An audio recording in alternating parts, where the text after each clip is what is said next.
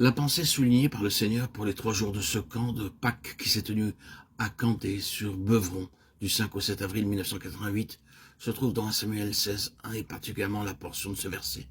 J'ai vu un roi pour moi. L'enseignement apporté dans ce message sur la base de ce thème a fait l'objet de 3 parties. La mise à part, notre septuple participation, la discipline pour le trône.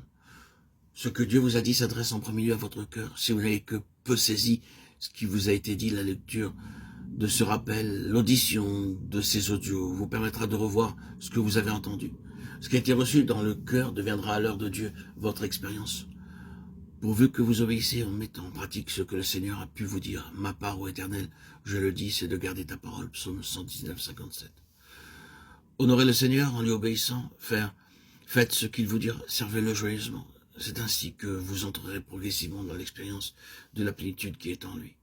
Aujourd'hui, je me propose pour de nombreuses semaines à éditer, publier les paroles de frère Verborn. Je ne l'ai pas connu physiquement, je n'ai pas eu cet honneur, ce plaisir. Il devait sûrement faire partie de ces grands hommes, ces grands messagers de Christ, tels que Watchman Nee, frère Theodore Austin Spark. Tous ces hommes que je lis régulièrement et qui m'apportent tellement. Et que j'ai pu connaître par la grâce de Dieu, grâce à cette église évangélique Patmos, qui a été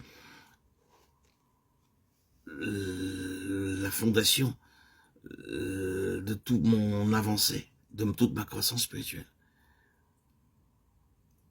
Et frère Verborn est le fondateur de cette église évangélique Patmos, et j'espère un jour le revoir en haut avec son corps glorieux.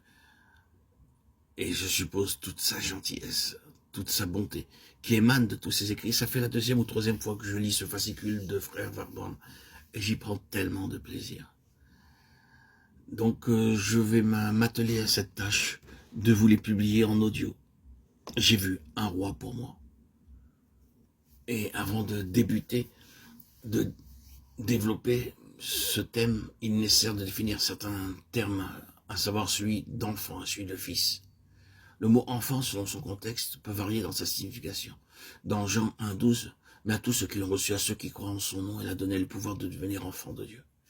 Ici, le terme enfant précise que par notre nouvelle naissance, nous devenons membres de la famille de Dieu. Dans 1 Corinthiens 3,1, pour moi, frère, ce n'est pas à des hommes spirituels que j'ai pu parler, mais comme à des enfants en Christ. Aussi dans Hébreux 5,13, or quiconque en est au lait n'a pas l'expérience de la parole de justice, car il est un enfant. Dans ces 2 passages, le terme enfant est synonyme d'immaturité spirituelle, d'infantilisme. Voyons le mot fils dans Romains 8,14, car tous ceux qui sont conduits par l'Esprit de Dieu sont fils de Dieu. Dans Galates 4,7, si tu es fils, tu es aussi héritier par la grâce de Dieu. Le terme fils exprime la maturité, l'état d'homme fait, Hébreux 5,14. Il y a eu une mise à part par notre nouvelle naissance. À la nouvelle naissance, notre esprit qui vient de recevoir la vie éternelle est à l'état latent et dans l'infantilisme. Cependant, cet état d'enfance ne doit avoir qu'une courte durée, car la volonté de Dieu concernant son intention est d'amener notre esprit à la maturité, afin que le croyant soit rendu capable d'assumer sa part dans le dessein de Dieu et de marcher dans la vocation. Cette maturité, cet état de fils est donc quelque chose que nous devons atteindre, quelque chose à laquelle nous devons parvenir. C'est en vue de cela que le Saint-Esprit est appelé l'esprit d'adoption, Romains 8,15. Car l'adoption divine est celle des croyants parvenus à la pleine maturité, ceux dont l'esprit aura été formé à travers les voies de Dieu et la discipline spirituelle. Ceci montre de façon évidente que toutes les activités de la vie, celles de Christ, sont dans l'esprit, appelé aussi l'homme intérieur, Éphésiens 3,16, 2 Corinthiens 4,16.